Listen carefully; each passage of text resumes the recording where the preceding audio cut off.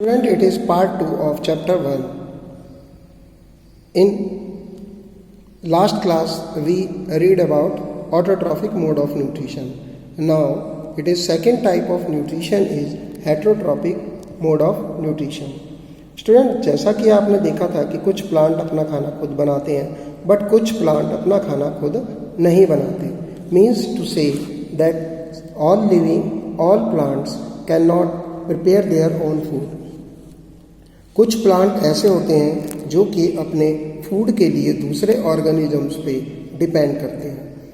इस तरह से जो प्लांट अपने फूड के लिए दूसरे ऑर्गेनिजम्स पे डिपेंड करते हैं उन्हें हम इस तरह के न्यूट्रिशन को हम हेटरोट्रॉफिक न्यूट्रिशन कहते हैं.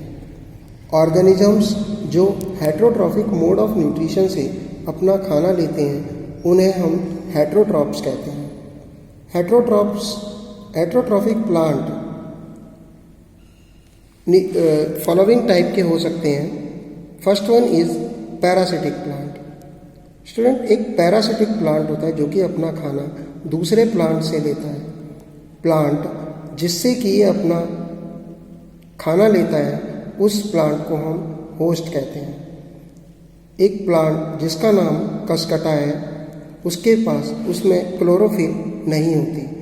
ये अपना फूड होस्ट प्लांट से सक करता है, अपनी रूट्स को दूसरे प्लांट पर पेनिट्रेट करके उससे ये अपना खाना ले सकता है.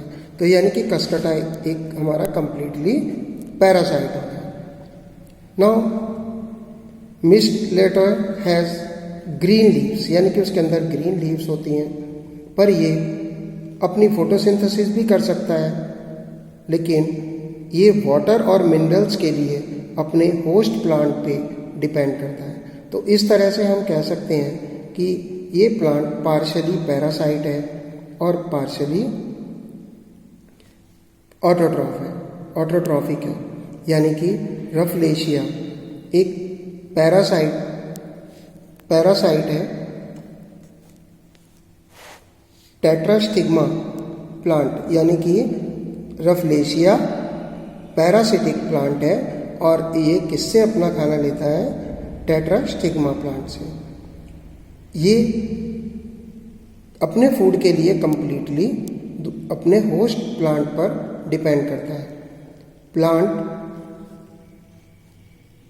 अपने पार्ट्स को यानी कि एब्जॉर्बिंग पार्ट्स को होस्ट प्लांट के टिश्यू में पेनिट्रेट कर देता है और अपना खाना लेता है. Next type of nutrition is saprophytic nutrition और सैप्रोफिटिक प्लांट्स, यानी कि प्लांट्स जो अपना न्यूट्रिशन डेड प्लांट्स और डिके ऑर्गेनिक मैटर से लेते हैं उन्हें हम सैप्रोट्रॉप्स और सैप्रोफिटिक प्लांट कहते हैं. ये प्लांट वाइटिश कलर के होते हैं क्योंकि इनमें ग्रीन कलर के पिगमेंट नहीं होते, इसलिए ये अपना खाना भी खुद नहीं बना सकते. इस तरह की न्यूट्रिशन को हम सैप्रोफिटिक न्यूट्रिशन कहते हैं. ऐसे प्लांट में या तो लीव्स नहीं होती और ये अपना खाना रूट्स से लेते हैं. इनकी रूट्स में फंजाई होते हैं. यानी कि फंजाई क्या करता है? इसका मेन रोल है कि फंजाई कन्वर्ट सॉलिड मैटर को ये लिक्विड मैटर में कन्वर्ट कर देते हैं, जिससे कि प्लांट इन्हें आसानी से एब्सॉर्ब कर लेता है. इसके अंदर coral root, Indian pipe and bird nest of orchids ये सब सैप्रोट्रॉप्स के एग्जाम्पल हैं. Now insectivorous plants. स्टूडेंट, कुछ प्लांट्स ऐसे होते हैं जो अपने फूड के लिए इंसेक्ट्स को खाते हैं, तो ऐसे प्लांट्स को हम इंसेक्टिवोरस प्लांट कहते हैं. ऐसे प्लांट्स में नेक्टर होता है जो इंसेक्ट्स को अपनी तरफ अट्रैक्ट करता है, और जब इंसेक्ट्स इनके पास आ जाता है तो ये उसको ट्रैप कर लेते हैं. आफ्टर दैट एंजाइम्स के थ्रू इंसेक्ट्स को डिसॉल्व करते हैं और फिर उससे नाइट्रोजन एब्सॉर्ब कर लेते हैं. तो ऐसे प्लांट्स को हम इंसेक्टिवोरस प्लांट्स कहते हैं। इसका एक एग्जाम्पल है पिचर प्लांट, यानी कि इसकी शेप पिचर मीन्स घड़े जैसी होती है।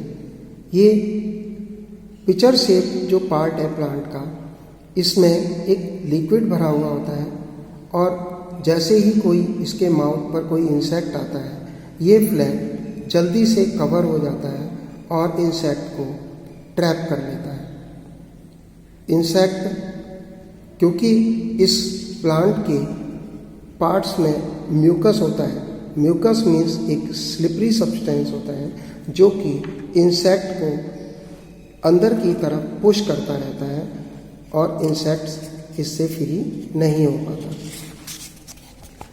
एंड नाउ स्टूडेंट, एक अदर प्लांट्स के नाम है सनड्यू प्लांट। इसमें कुछ टेंटिकल्स होते हैं।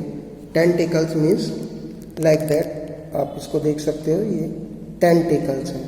तो यानी कि इसमें टेंटिकल्स होते हैं और ये इंसेक्ट्स को ट्रैप करने में हेल्प करते हैं। Now symbiotic plants. Student, this part और this topic we will discuss in part 3 of this chapter. So student, read up to here and find difficulty. Thanks.